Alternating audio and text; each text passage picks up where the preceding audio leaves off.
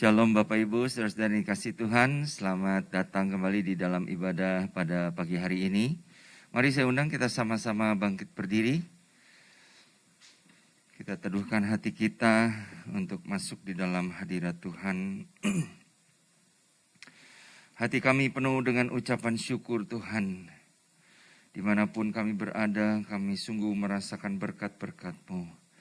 Dan kami bersyukur pada pagi hari ini di hari Sabat-Mu, hari kenikmatan kami boleh kembali beribadah. Dan oleh karena itu kami akan memulai ibadah kami ini dengan satu pengakuan bahwa pertolongan kami datang daripada Tuhan yang menjadikan langit dan bumi dengan segala isinya dan yang di dalam kasih setianya tidak pernah meninggalkan kami, karya ciptaan tangan-Mu. Turunlah di tengah-tengah ibadah kita pada pagi hari ini, kasih dan anugerah dari Allah Bapa di dalam nama Tuhan Yesus Kristus. Bapa di surga, kami mengucap syukur atas anugerah-Mu, rahmat-Mu sepanjang minggu yang boleh kami lewati. Sungguh Tuhan, kami bersyukur ketika kami masih diberi kesempatan untuk beribadah. Dan oleh karena itu kami mau mempergunakan waktu ini dengan sepenuh hati kami untuk memuji menyembah Engkau dengan segenap hati pikiran kami. Untuk menerima kebenaran firman-Mu Tuhan dengan sikap hati yang benar, dengan kerinduan yang mendalam. Supaya firman itu boleh menyegarkan kami, memuaskan kehidupan kami. Terima kasih Bapa di surga. Kami mengucap syukur Tuhan untuk hari ini. Kiranya Tuhan akan memberkati ibadah kami dari awal sampai kepada akhirnya. Berkati setiap Bapak Ibu Saudara yang hadir di dalam ruangan ibadah ini. Maupun sidang jemaat-Mu yang saat ini sedang menyaksikan ibadah secara live streaming.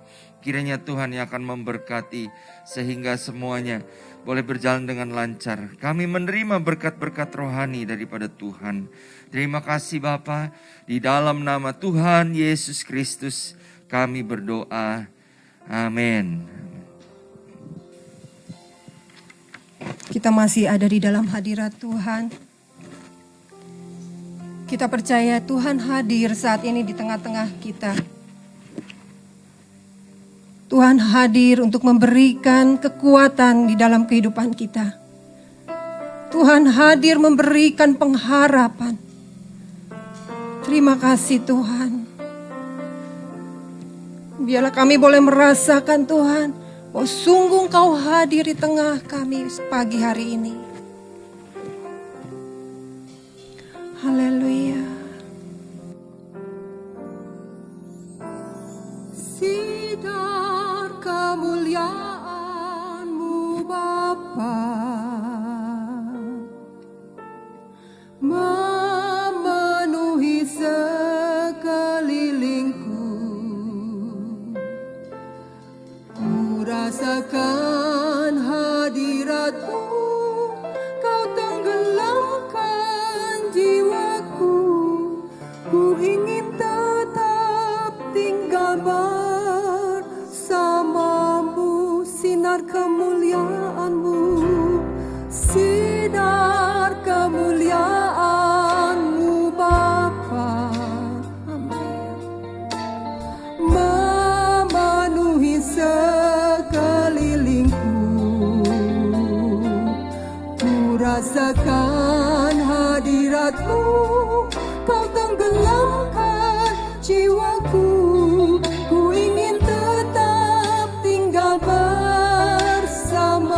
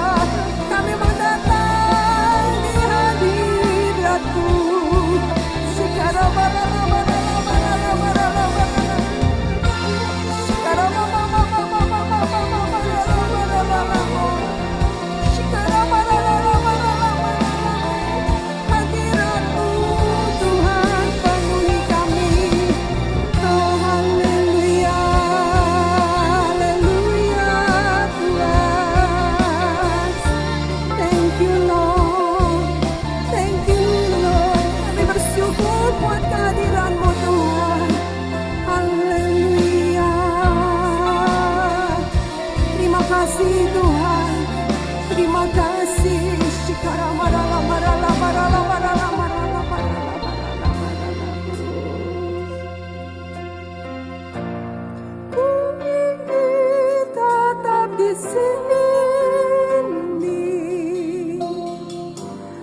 menikmati bait-Mu. Ku ingin tetap di sini dan memandang indah wajah-Mu dan memandang indah wajah dan memandang indah wajah-Mu. Amin, amin. Haleluya Tuhan, haleluya. Terima kasih Tuhan. Kami percaya Engkau sudah hadir di tengah-tengah kami. Kami percaya Tuhan, setiap kami yang datang dengan letih, lesu, dan beban berat, kami akan pulang dengan membawa kemenangan yang daripada Engkau. Kami akan pulang dengan membawa sorak sukacita yang daripada Engkau. Kami akan pulang dengan membawa pengharapan yang baru daripada Engkau Tuhan. Terima kasih Tuhan. Dan kami percaya Allah yang kami sembah, Allah yang dahsyat, Allah yang maha kuasa, Allah yang sungguh luar biasa di dalam kehidupan kami. Terima kasih Tuhan. Kami mau terus memuji Engkau. Hanya di dalam nama Tuhan Yesus Kristus kami serahkan ibadah ini. Hanya di dalam nama Tuhan Yesus Kristus. Haleluya. Sama-sama Bapak Ibu Saudara kita katakan amin. Sekali lagi berikan kemuliaan bagi Tuhan. Shalom Bapak Ibu Saudara yang dikasihi Tuhan. Bagaimana kabarnya hari ini? Puji Tuhan. Shalom juga bagi Bapak Ibu Saudara yang sedang mengikuti online dimanapun berada. Mari kita bersama-sama terus bersuka cita memuji Tuhan. Dikatakan bahwa Allah kita dialah Allah yang dahsyat.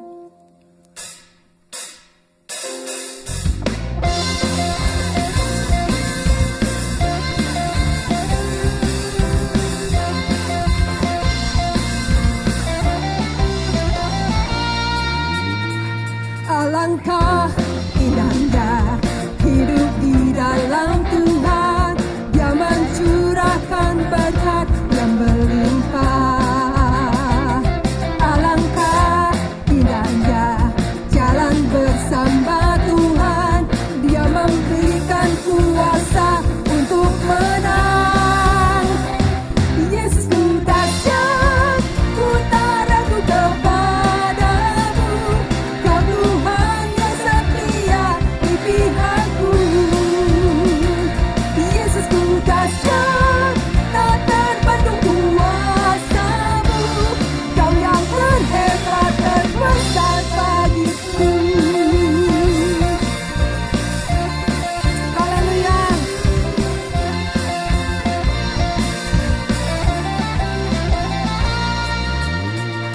Alangkah indahnya hidup di dalam Tuhan.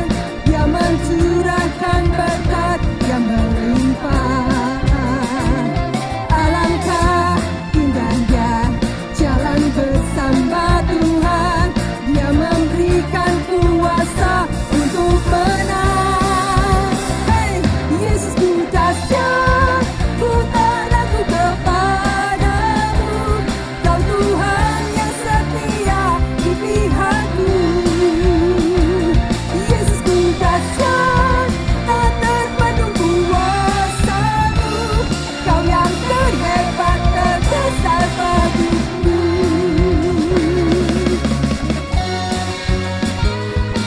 Haleluya. Kita memiliki Allah yang dahsyat. Dia Allah yang dapat melakukan segala perkara dalam hidup kita. Ku tak ragu kepadamu. Kau Tuhan yang setia di pihakku. Katakan, Yesus ku dahsyat, tak terbendung kuasa-Mu. Kau yang terhebat, terbesar bagi. Jemaat saja katakan.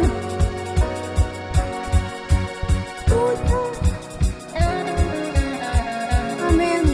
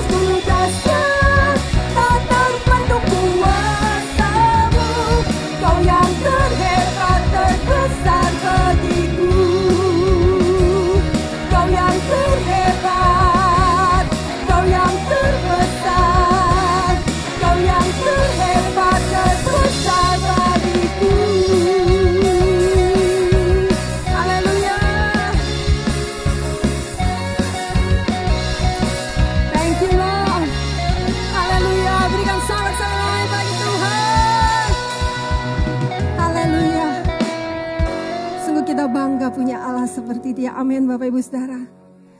Tidak ada Allah seperti Dia, kasihnya, kebaikannya, kuasanya. Karena itu mari kita mau tetap setia mengiring Dia sampai akhir hidup kita. Apapun yang terjadi dalam hidup kita, tetap setia. Karena Dia tidak akan mengecewakan kita. Haleluya.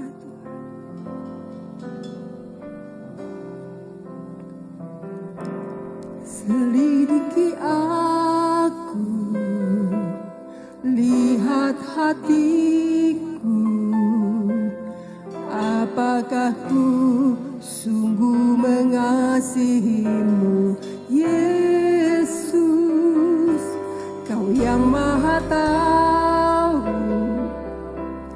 dan menilai hidupku, tak ada tersembunyi bagiku. Selidiki aku, lihat hatiku, apakah ku sungguh mengasihimu, Yesus, Kau yang Maha Tahu dan menilai hidupku, tersembunyi bagimu. Telah kulihat kebaikanmu yang tak pernah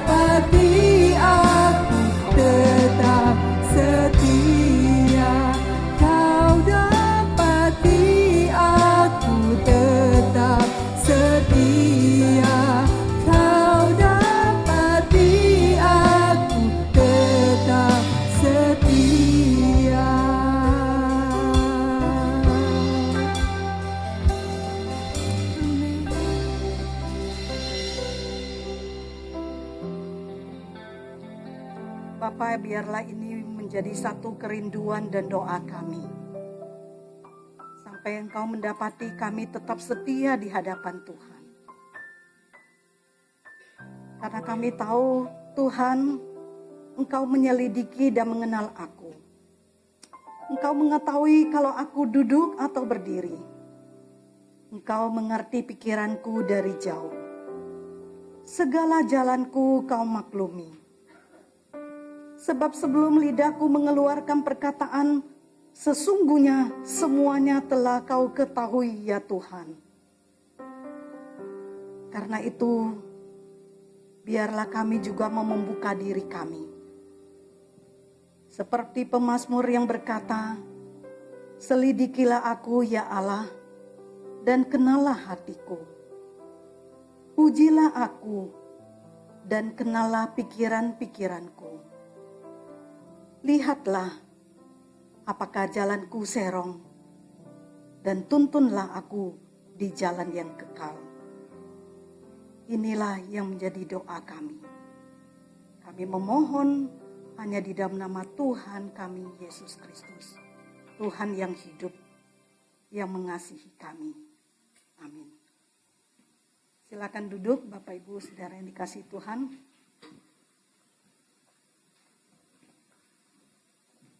Ya. Bapak Ibu Saudara, kita bersyukur kalau Tuhan masih terus memimpin kita, memberikan kekuatan, kesehatan bagi kita.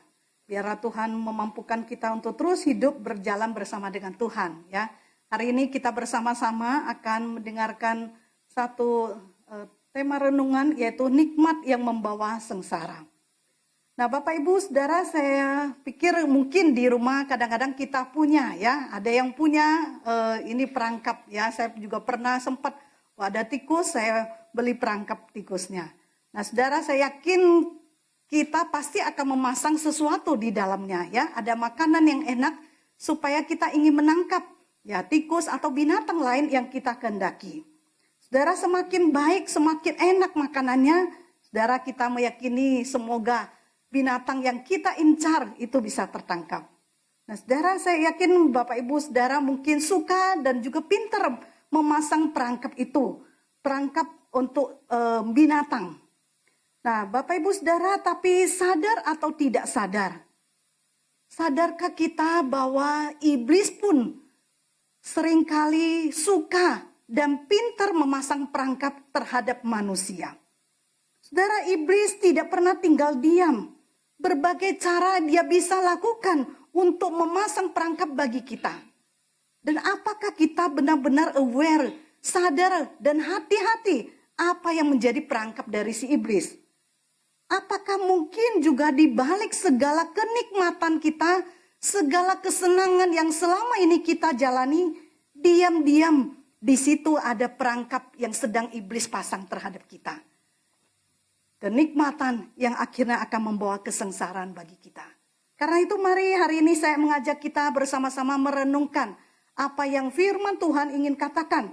Supaya kita waspadai dan kita tidak terjebak di dalam perangkap iblis itu. Mari Saudara, kita akan buka bersama dari Lukas pasal 21 ayat 34 sampai dengan ayat 36. Lukas pasal 21 ayat 34 sampai dengan ayat yang ke-36. Saya akan bacakan, nasihat supaya berjaga-jaga. Jagalah dirimu supaya hatimu jangan syarat oleh pesta pora dan kemabukan serta kepentingan-kepentingan duniawi, dan supaya hari Tuhan jangan dengan tiba-tiba jatuh ke atas dirimu seperti suatu jerat. Sebab ia akan menimpa semua penduduk bumi ini. Berjaga-jagalah senantiasa sambil berdoa, supaya kamu beroleh kekuatan untuk luput dari semua yang akan terjadi itu. Dan supaya kamu tahan berdiri di hadapan anak manusia. Dan kita lihat lagi satu bagian firman Tuhan di 1 Yohanes pasal 2 ayat 15 sampai 17. 1 Yohanes 2 ayat 15 sampai 17. Janganlah kamu mengasihi dunia dan apa yang ada di dalamnya. Jikalau orang mengasihi dunia, maka kasih akan Bapa tidak ada di dalam orang itu. Sebab semua yang ada di dalam dunia, yaitu keinginan daging dan keinginan mata, serta keangkuhan hidup, bukanlah berasal dari Bapa, melainkan dari dunia. Dan dunia ini sedang lenyap dengan keinginannya. Tetapi orang yang melakukan kehendak Allah tetap hidup selama-lamanya. Sampai di sana pembacaan firman Tuhan kita. Bapak Ibu Saudara yang dikasihi Tuhan, menjelang kedatangan Tuhan. Saudara, kita tahu kalau minggu lalu kita mendengarkan firman Tuhan bahwa ada tanda-tanda yang Tuhan berikan bagi kita. Tetapi ada hal lain juga yang harus kita perhatikan menjelang kedatangan Tuhan ini. Saudara, orang percaya tidak bisa hanya tinggal diam menunggu Tuhan datang. Karena iblis pun tidak pernah tinggal diam dan menunggu saja. Iblis selalu siap-siap seperti seekor singa yang mengaum-ngaum sedang mencari mangsanya dan akan siap menyerang manusia. Saudara, karena itu mari kita perhatikan dan aware. Jangan sampai kita termakan apa yang menjadi perangkap iblis bagi kita. Karena itu saya mengajak hari ini kita belajar bersama-sama melihat sekilas apa saja yang perangkap yang iblis lakukan bagi kita. Saudara mungkin masih ingat kalau saya waktu dulu sempat mendengar orang bilang, jangan lewatin pohon pisang. Nah, di situ angker ya, di situ ada hantunya. Atau orang mengatakan, udah jangan melewat makam, itu menakutkan, ada hantu di situ. Saudara, tapi sekarang justru iblis berhasil membuat orang tidak lagi takut dengan penampilan yang mengerikan. Saudara bisa lihat di mall di mana ada rumah hantu yang menjadi wahana mainan. Saudara, bahkan orang antri ingin melihat film-film atau film tentang hantu ataupun hal-hal lainnya. Saudara, mereka juga bahkan tidak segan. Mereka mau untuk foto booth dengan orang-orang yang berpenampilan hantu ya. Saudara lihat, bagi iblis dia sudah berhasil. Ada tren masa kini yang membuat orang tidak lagi takut akan kuasa gelap, akan hantu atau hal-hal yang menakutkan. Tapi bagi mereka itu menjadi sesuatu yang biasa, bahkan seru ya. Orang pingin melihat hal itu. Saudara, begitu juga di sisi lain. Kita lihat kalau dulu orang melihat dosa itu menjadi hal yang begitu memalukan. Kalau orang sampai berzina, bercerai, mereka mencoba tutupin. Mereka tidak berani kasih tahu orang. Tapi lihat di zaman sekarang, saudara, orang berkata, siapa takut? Saudara, orang bahkan terang-terangan mengaku, wah saya berzina, saya tidur dengan siapa, saya bercerai. Saudara, dosa bukan lagi menjadi hal yang tabu. Dosa bukan lagi menjadi hal yang memalukan. Tapi dosa seolah-olah bisa dinikmati. Sampai akhirnya orang tidak menyadari bahwa itu pasti akhirnya akan membawa kesengsaraan bagi orang itu. Tapi itulah perangkap yang sudah iblis pasang. Sehingga orang merasa sedikit berdosa tidak apa-apa. Bukankah Tuhan Maha Pengampun? Tuhan akan mengampuni kita. Tapi seringkali kita lupa, Tuhan kita pun adalah Tuhan yang adil, yang tidak pernah akan kompromi dengan dosa. Saudara, karena itu mari kita juga lihat di sisi lain. Saudara, kalau iblis seringkali membuat orang merasa susah, merasa mulai meragukan di mana Tuhan. Kenapa saya harus hidup menderita? Kenapa saya harus hidup susah? Saudara, orang merasa mulai jauh, tidak percaya. Karena kenapa Tuhan tidak menolong, tidak menjawab doanya. Itu membuat orang meninggalkan Tuhan. Tapi di sisi lain, iblis punya cara. Justru dengan kenikmatan, dengan apa yang menjadi kesenangan, kepuasan duniawi. Saudara, disitulah sebenarnya iblis sedang memasang perangkap.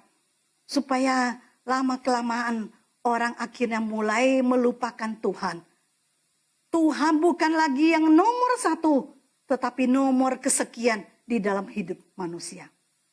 Saudara, apakah kita sadar bahwa itulah perangkap yang sedang iblis pasang terhadap kita sebagai manusia? Saudara, banyak orang tidak sadar akan hal itu. Tidak sadar bahaya.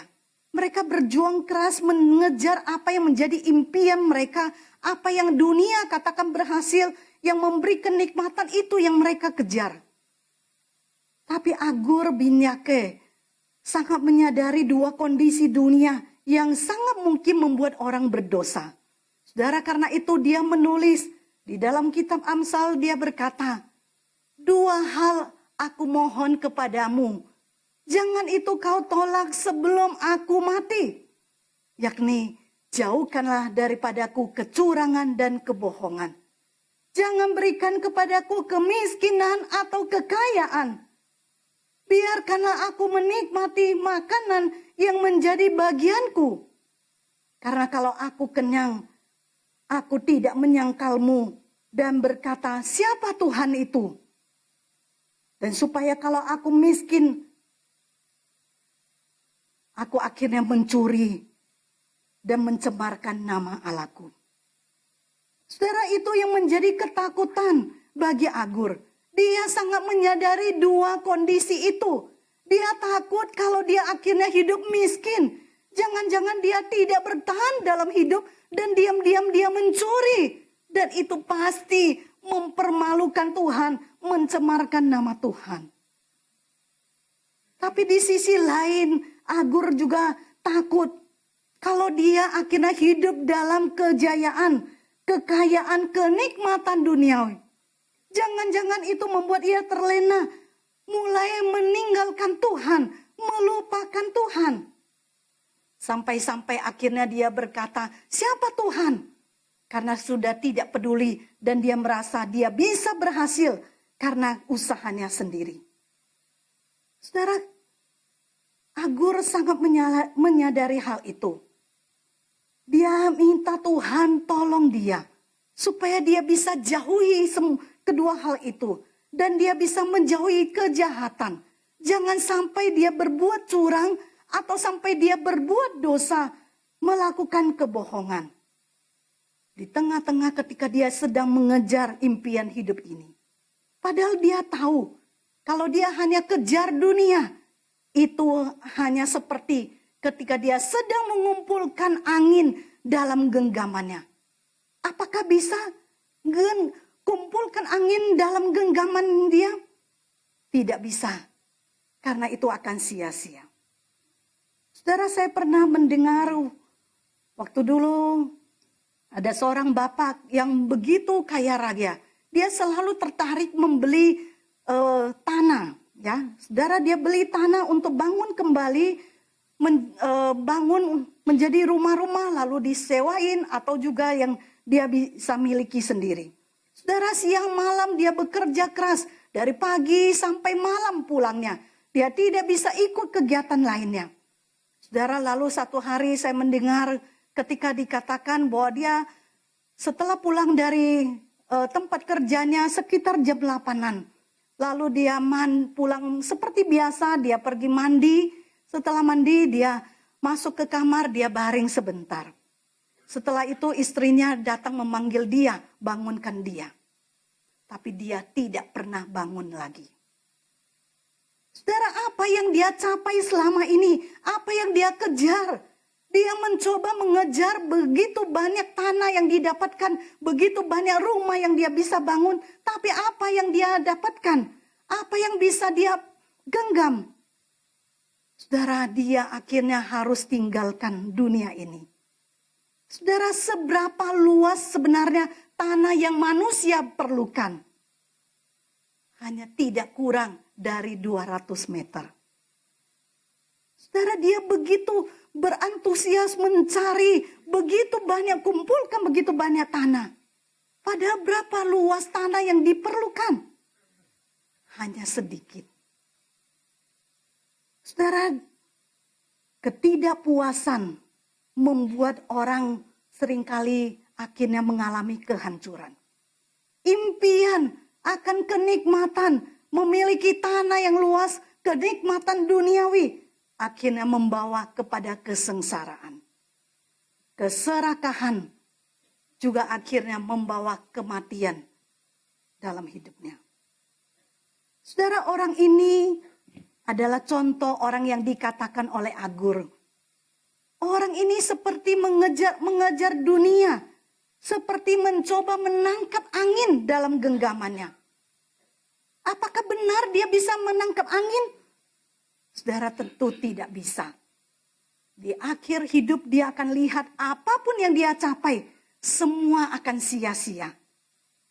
Saudara, itu sebabnya Tuhan mengingatkan, jaga dirimu supaya hidupmu tidak terbuai hanya untuk mengejar kesukaan dunia, kenikmatan hidup, dan pesta pora. Saudara, apakah itu berarti kita tidak boleh menikmati hidup? Kita tidak boleh memiliki kekayaan. Kita tidak boleh bersuka cita di dalam pesta. Tentu saja boleh. Apakah salah jika kita punya tanah yang banyak? Kita punya impian hidup? Tentu tidak salah. Tapi jika kita tidak berhati-hati, kita tidak berjaga-jaga, kita akan mudah terjebak, terbawa arus, dan akhirnya tenggelam dalam pesta pora dunia dan masuk perangkap iblis. Saudara, firman Tuhan dalam Lukas tadi mengingatkan kita, jagalah dirimu supaya hatimu jangan syarat oleh pesta pora, kemabukan, dan kepentingan-kepentingan duniawi. Berjaga-jagalah sambil berdoa, supaya kamu tahan berdiri di hadapan Anak Manusia. Saudara, firman Tuhan mengingatkan kita apa yang harus kita lakukan, yaitu berjaga-jaga sambil berdoa. Kenapa kita harus berjaga-jaga? Karena seringkali kita bisa lupa, kita bisa terlena. Lalu kenapa kita harus berdoa? Karena doa itulah yang membuat kita tetap kuat, kita sanggup berjaga-jaga sampai akhir. Sampai akhirnya kita didapati Tuhan tetap berdiri dan tidak jatuh ketika bertemu dengan Tuhan. Saudara, berjaga-jagalah. Seperti juga yang dikatakan di dalam Pengkhotbah pasal 9 ayat 12. Karena manusia tidak mengetahui waktunya. Seperti ikan yang tertangkap dalam jala yang mencelakakan. Dan seperti burung yang tertangkap di dalam jerat. Begitulah anak-anak manusia terjerat pada waktu yang malang. Kalau hal itu menimpa mereka secara tiba-tiba. Saudara, sama seperti kalau kita sering lihat ikan yang tertangkap di dalam jala. Burung yang tertangkap di dalam sangkar. Saudara, kalau kita tidak berhati-hati, maka kita pun dengan mudahnya akan tertangkap dalam jerat si iblis. Saudara, pertanyaannya adalah, apakah kita sadar? Apakah kita jeli? Apakah kita peka dengan perangkap yang dipasang oleh si iblis? Saudara, ada seekor katak yang dimasukkan di dalam sebuah panci yang diisi air yang dingin. Saudara, lalu pelan-pelan panci itu dipanaskan. Air yang tadinya dingin, saudara, perlahan-lahan mulai berubah hangat. Saudara, si katak merasa hangat, merasa nyaman dengan air itu. Saudara, dia tetap di panci itu. Lalu dia menikmati, dia bisa berenang sana sini, dia menyelam ke sana sini sambil menikmati kehangatan air itu. Lalu perlahan-lahan temperatur air itu mulai dinaikkan. Saudara, si katak mulai merasakan ada sedikit perbedaan. Tapi dia toleransi, dia merasa, wah itu begitu enak, nyaman. Airnya begitu hangat. Saudara, karena itu dia tetap tinggal di dalam panci itu. Lalu ketika suhu itu mulai meninggi. Saudara, katak itu sampai akhir sampai air itu mendidih, saudara, si katak tidak akan meloncat keluar. Kenapa? Karena dia sudah menjadi lemas dan tidak bertenaga. Saudara, katak sudah menjadi akhirnya katak rebus. Dia tidak kuat lagi meloncat. Dia hanya bisa pasrah terendam dalam panci hingga ajal menjemputnya. Bapak Ibu Saudara yang dikasihi Tuhan, kalau kita pikirkan sebenarnya apa yang membunuh si katak itu? Apa yang membunuh si katak itu? Wah, mungkin kita berkata, ya itu karena airnya panas, air yang mendidih, itulah yang membunuh si katak itu. Saudara, tapi sesungguhnya yang membunuh si katak itu adalah ketidakmampuannya untuk memutuskan kapan ia harus meloncat keluar. Saudara, bukankah sebaliknya kalau kita lihat ketika ada seekor katak di dalam panci, lalu ketika kita siram dengan air panas, apa yang terjadi? Katak itu pasti akan meloncat keluar karena dia tahu ada bahaya. Dia tidak mau terjebak di dalamnya. Tapi ketika katak itu awalnya berada di panci yang hanya dikasih air dingin, lalu begitu hangat, saudara, dia begitu nyaman dengan air itu. Dan tanpa disadari, itulah yang menjadi perangkap bagi dia. Itulah bahayanya karena dia sudah berada di zona aman. Di zona nyaman yang membuat dia akhirnya tidak berdaya. Bapak Ibu Saudara yang dikasihi Tuhan, seperti itulah gambaran hidup kita. Saudara, sadarkah kita bahwa pilihan selalu ada di tangan kita? Saudara, orang yang sadar akan situasi yang membahaya, dia akan selalu bersiap-siap dan mencoba mencari jalan keluar supaya ia selamat. Tapi berapa banyak orang yang berada di dalam panci pemanasan, tapi tidak sadar bahaya. Dan akhirnya terlalu menikmati kesenangan hidup, kenikmatan dunia, sampai akhirnya terlena dan mati di dalam celaka. Saudara, apakah salah emang kita punya kekayaan, prestasi, atau kita bisa menikmati kenikmatan dunia ini? Tentu tidak. Tapi jika kekayaan, kenikmatan, kesenangan dunia itu membuat kita lebih bergantung kepadanya daripada kepada Tuhan, saudara, itulah bahayanya. Bukankah kita bisa lihat ada orang yang ketika perusahaannya bangkrut, dia merasa hidupnya tidak lagi ada artinya. Dia lebih baik mengakhiri hidupnya karena sudah tidak berdaya. Dia merasa tidak ada lagi yang bisa menopang hidupnya. Dia berpikir hanya materi itulah yang membuat dia hidup. Saudara, berapa banyak orang-orang yang menikmati kenikmatan dunia, tapi akhirnya membuat kita lebih terikat dengan dunia daripada terikat dengan Tuhan. Saudara, dari dulu di dalam Alkitab juga banyak tokoh-tokoh yang Tuhan berkati begitu kaya, begitu memiliki kekayaan kenikmatan duniawi. Tapi mereka, ketika mereka tetap mencari Tuhan, itu yang menjadi poin yang Tuhan inginkan. Tapi ketika orang menikmati kenikmatan hidup, tetapi mulai melupakan Tuhan, saudara, itulah tanda bahayanya. Saudara, apakah hanya dunia yang kita butuhkan? Yang harus kita terus kejar. Dan kita merasa kalau kita tidak punya uang, kalau kita tidak punya prestasi, kalau kita tidak punya kehormatan, maka kita tidak bisa hidup lagi.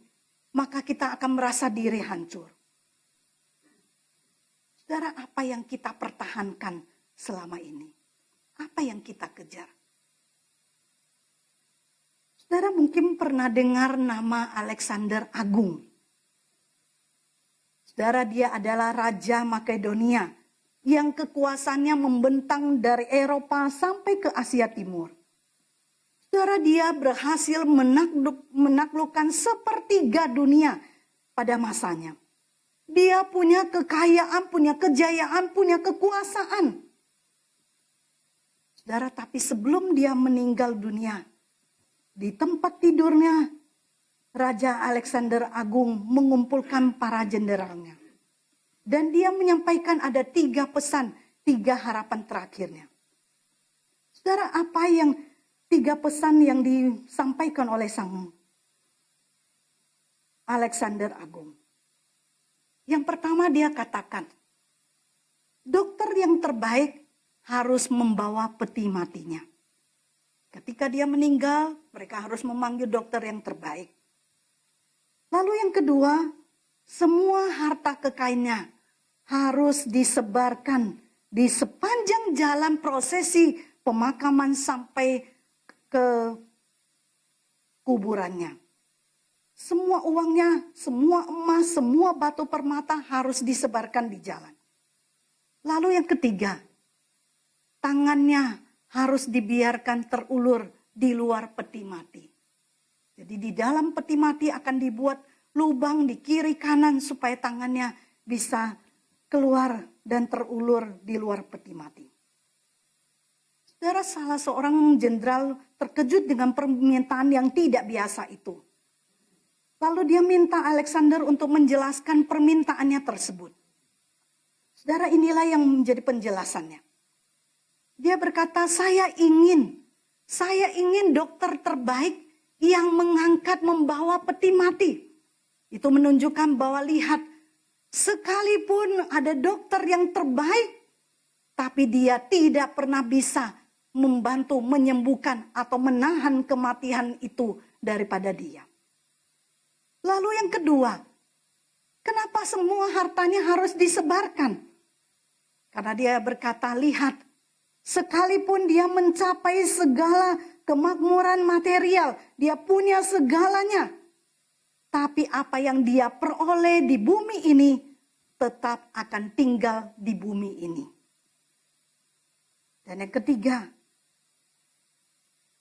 dia berkata, saya ingin tangan saya terayun di luar peti mati agar orang-orang mengerti bahwa kita datang ke bumi ini dengan tangan kosong dan kita pun akan kembali dengan tangan kosong. Saudara, Alexander Agung sudah memberikan satu fakta. Di mana apapun yang dia miliki, kenikmatan duniawi, apapun yang dia capai selama di dunia, semua akan ditinggalkan. Lalu apakah itu akan membuat kita terus hanya mengejar kesenangan duniawi itu? Karena kita tidak tahan, tidak bisa kalau tidak memenuhi apa yang menjadi keinginan daging kita.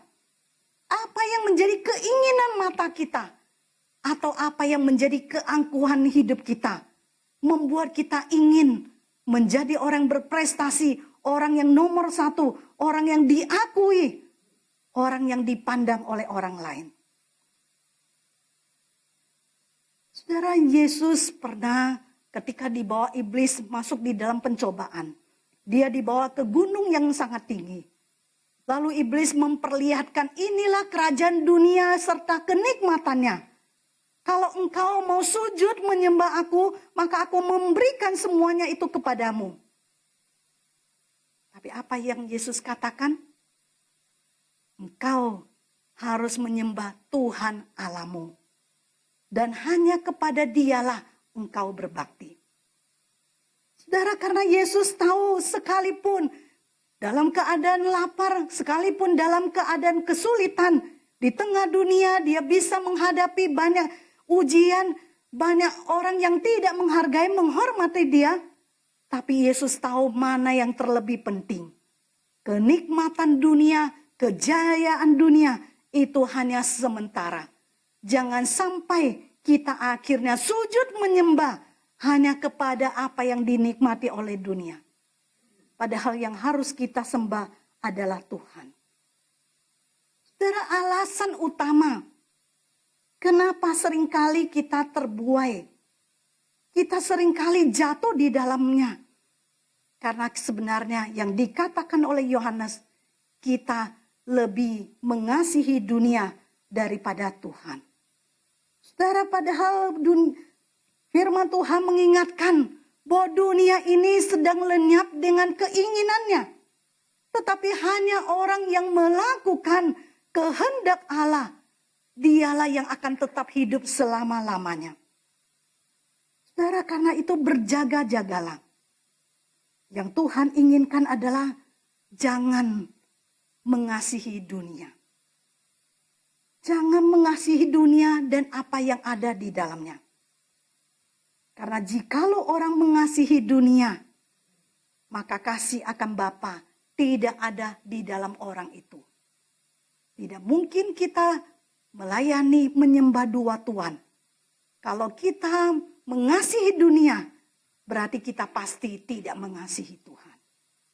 Karena itu mari kita berjaga-jaga. Sadar akan apa yang menjadi perangkap iblis bagi kita. Dan apa yang menjadi teguran Tuhan buat kita. Sehingga kita sadar apa yang harus kita lakukan di dalam hidup ini. Tuhan memberkati kita, Tuhan menolong kita. Amin. Saudara, saya mengajak kita, mari kita tenangkan hati sejenak. Mari kita merenungkan firman Tuhan ini.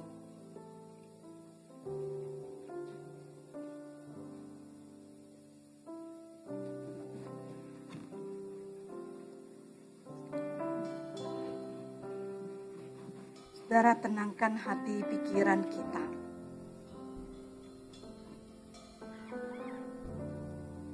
Firman Tuhan mengingatkan kita. Apa yang kita kejar selama ini? Apa yang kita ingin capai selama ini? Mari buka hati. Minta Tuhan selidiki hati kita. Buka hati kita. Selidiki aku, lihat hatiku. Saudara, biarlah ini menjadi doa kita. Apakah kita sungguh mengasihi Tuhan? Kau yang Maha Tahu, Karena Tuhan Maha Tahu. dan menilai. Tuhanlah yang bisa menilai hidup kita. Dan tidak ada yang tersembunyi baginya. Telah kulihat kebaikan-Mu yang tak pernah habis di hidupku. Ku berjuang sampai akhirnya. Kau dapati aku tetap setia.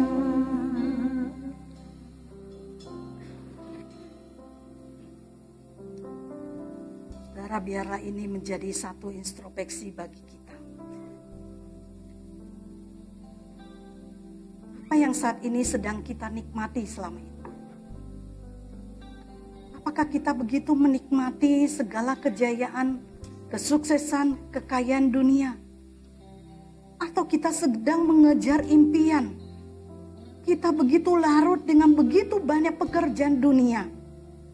Kita merasa tidak bisa lepas dari semuanya itu.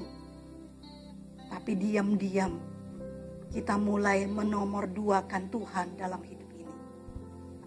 Kita merasa tidak bisa hidup tanpa uang, tanpa kekayaan, tanpa prestasi, tanpa apa yang kita capai.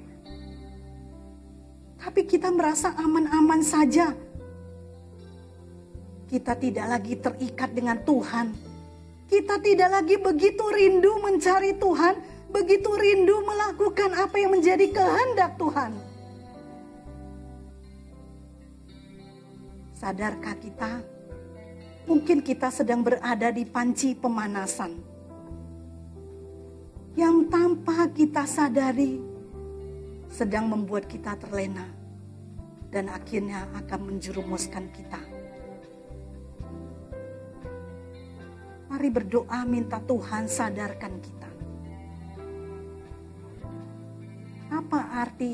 Apa semua yang kita capai itu begitu berarti buat kita dibandingkan Tuhan dalam hidup kita. Berkata-katalah di hadapan Tuhan.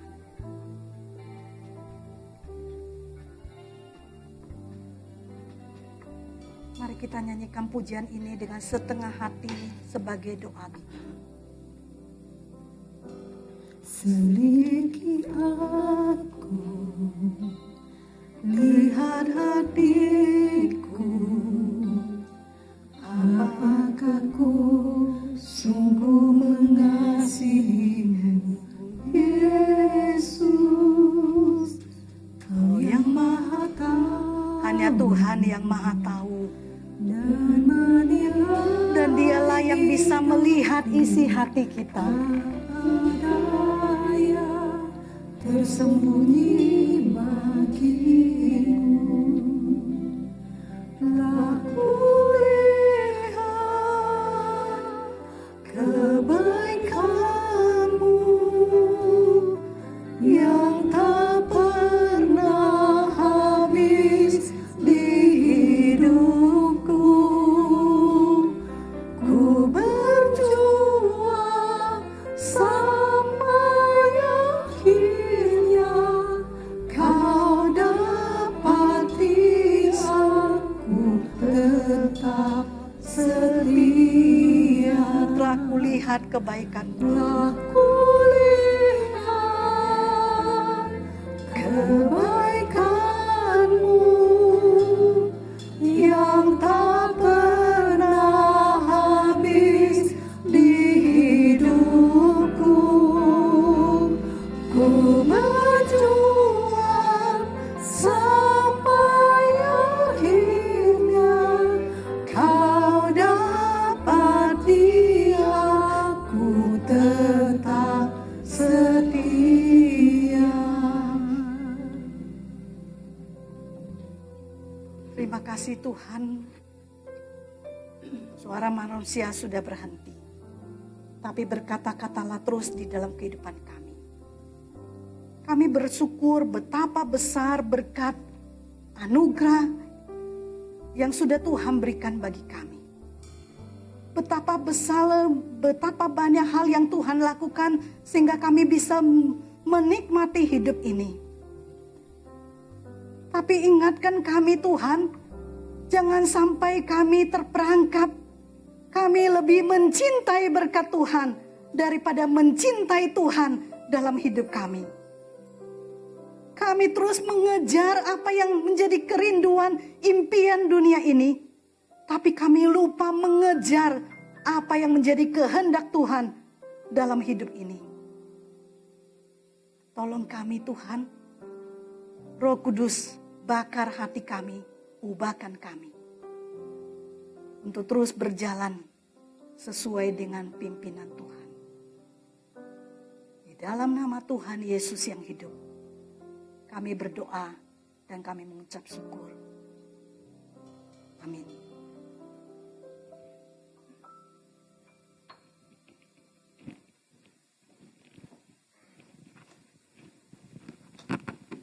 Saya percaya kita diberkati oleh firman Tuhan, amin. Sebelum kita mengakhiri ibadah kita, ada beberapa pengumuman yang perlu kita perhatikan. Bapak Ibu, minggu depan ibadah kembali dilaksanakan secara tatap muka langsung seperti hari ini, yaitu pukul 7, pukul setengah 10, dan pukul setengah 5 sore untuk ibadah CLS. Bagi Bapak Ibu diingatkan untuk tetap mendaftar ke sekretariat gereja yang akan mengikuti ibadah baik 1-2 maupun ke pengurus CLS untuk ibadah yang ketiga. Seandainya kuota untuk ruangan sudah penuh, Bapak Ibu dapat mengikuti ibadah live streaming di YouTube channel GI Amale R setiap hari minggunya mulai pukul 7. Atau jemaat juga dapat mengikuti siaran rekaman ibadah melalui Radio Maestro di 92,5 FM jam 12.15. Bapak Ibu, berkaitan dengan pekan doa puasa, maka ibadah doa fajar untuk minggu ini dan minggu depannya tanggal 15 dan 22 Mei itu digabung dengan ibadah doa fajar ya, ibadah doa pekan doa puasa. Nanti saya akan bahas di poin berikutnya. Sebelumnya ibadah youth tetap berjalan. Adik-adik usia SMP, SMA, dan mahasiswa dapat mengikuti ibadah live streaming di channel YouTube Youth Giamale R dengan link website yang tertera atau dengan cara men-scan QR code yang ada di layar. Nah Bapak Ibu, hari Kamis tanggal 13 Mei ada ibadah kenaikan Tuhan Yesus ya. Dan ini bertepatan dengan saudara-saudara kita umat muslim yang mengadakan lebaran. Oleh karena itu ibadah hanya dilaksanakan satu kali jam 9.30. Jadi Bapak Ibu dapat memperhatikan ibadahnya hanya jam 9.30 dan juga live streamingnya ya. Live streamingnya tidak jam 7 tapi jam 9.30 atau setengah 10. Akan dilayani oleh Pendeta Muda Dwi Kurniawan dengan tema hoax or truth ya. Berita bohong atau suatu kebenaran. Nah, apa yang akan dibahas melalui tema tersebut? Nanti Bapak Ibu dapat mengikutinya ya di hari Kamis tanggal 13 Mei 2021. Selanjutnya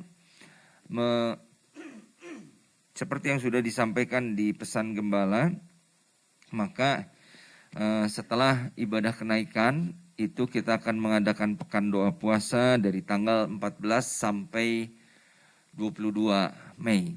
Ya, setiap hari jam 7 malam kecuali hari Minggu melalui aplikasi Zoom. Link Zoom-nya dapat Bapak Ibu Saudara minta ke sekretariat gereja. Nah, tema pekan doa puasa kita pada tahun ini adalah Parakletos atau Roh Kudus Sang Penolong. Nah, saya percaya di akhir zaman ini kita perlu semakin mendapatkan kekuatan dan pertolongan daripada Roh Kudus. Amin. Oleh karena itu saya mengundang Bapak Ibu saudara-saudara untuk dapat mengikuti pekan doa puasa lewat Zoom ini sehingga menghadapi tantangan-tantangan zaman, tanda-tanda zaman seperti tadi disampaikan, godaan kenikmatan, kita dapat tetap bertahan, kita dapat tetap kuat karena Roh Kudus yang memampukan kita.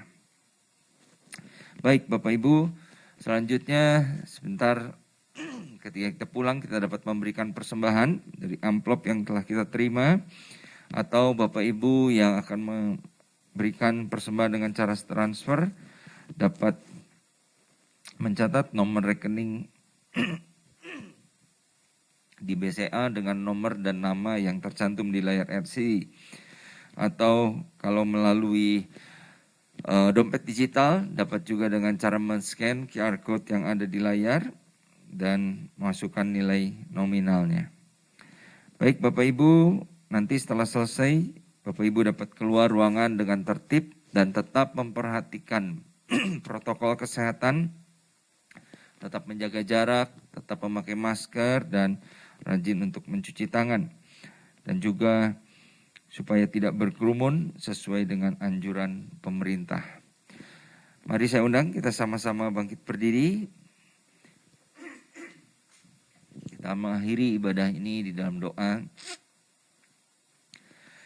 Terima kasih Tuhan untuk pimpinan-Mu di dalam ibadah kami yang pertama pada pagi hari ini. Kami bersyukur untuk berkat-berkat Tuhan yang Tuhan sudah berikan, yang Tuhan sudah ingatkan kepada kami, supaya kami berjaga-jaga terhadap tipu daya kenikmatan dunia ini yang sering kali membuat kami terlena, sehingga kami tidak dapat berdoa, sehingga kami tidak lagi mengutamakan Tuhan di dalam kehidupan kami. Biarlah Tuhan, Roh Kudus yang menyelidiki hati dan batin kami, supaya kami tetap setia mengiring Tuhan sampai akhir hayat kami.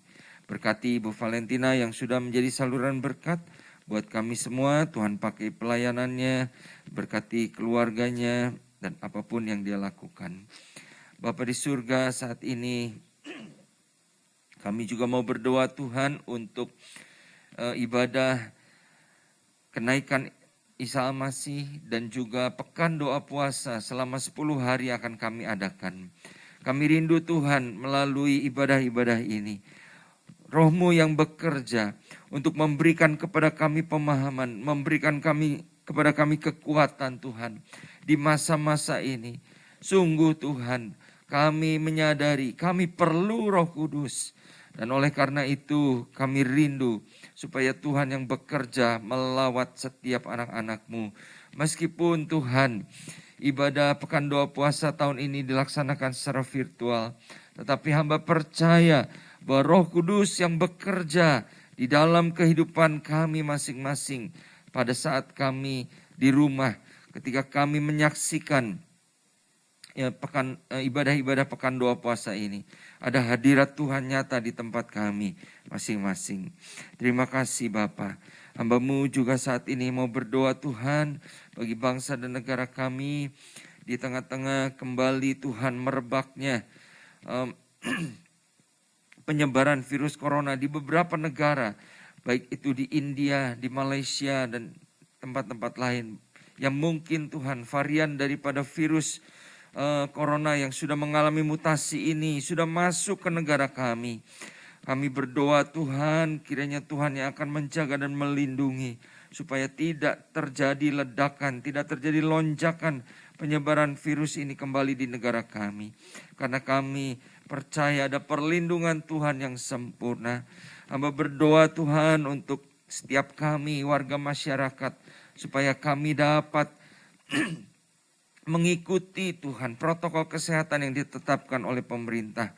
Supaya kami Tuhan menahan diri untuk tidak berkerumun, tidak berkumpul Tuhan dengan keluarga, dengan orang-orang yang kami kasihi, demi Tuhan menjaga penyebaran atau menghambat penyebaran dari virus COVID-19 ini. Terima kasih Bapa. Hamba-Mu juga berdoa saat ini bagi setiap sidang jemaat-Mu di dalam aktivitas mereka sepanjang minggu yang akan datang. Tuhan yang akan memberkati di dalam pekerjaan usaha mereka, memberkati anak-anak kami yang mungkin masih menghadapi ujian-ujian. Tuhan yang akan menolong, dan terlebih Tuhan, perlindungan Tuhan yang sempurna bagi setiap keluarga, sehingga kami tetap sehat, tetap kuat di dalam perlindungan Tuhan. Sebentar kami pulang, Tuhan pimpin sertai kami, tiba di rumah dengan tidak kurang suatu apapun. Dan pertemukan kami kembali pada hari Kamis mendatang untuk kami bersama-sama beribadah, merayakan kebaikan Tuhan dalam hidup kami. Dalam nama Tuhan Yesus kami berdoa. Mari Bapak Ibu Saudara, kita mau angkat kedua tangan kita, arahkan hati kita kepada Tuhan.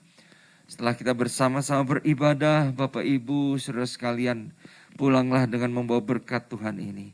Kasih sayang dan damai sejahtera dari Allah Bapa kita, anugerah yang sempurna dari Tuhan Yesus Kristus, serta persekutuan yang manis bersama Allah Roh Kudus menyertai kita sekalian. Mulai saat ini sampai Maranatha, Tuhan Yesus datang yang kedua kalinya. Sama-sama kita katakan, amin.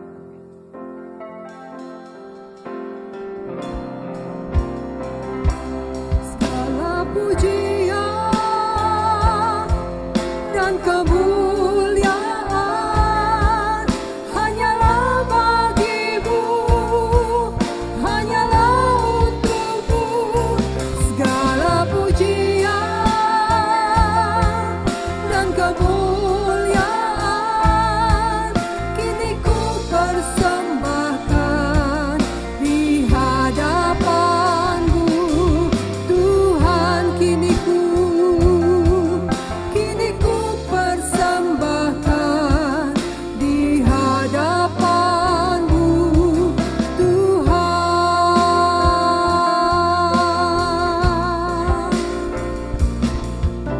Yesus memberkati Bapak Ibu Saudara.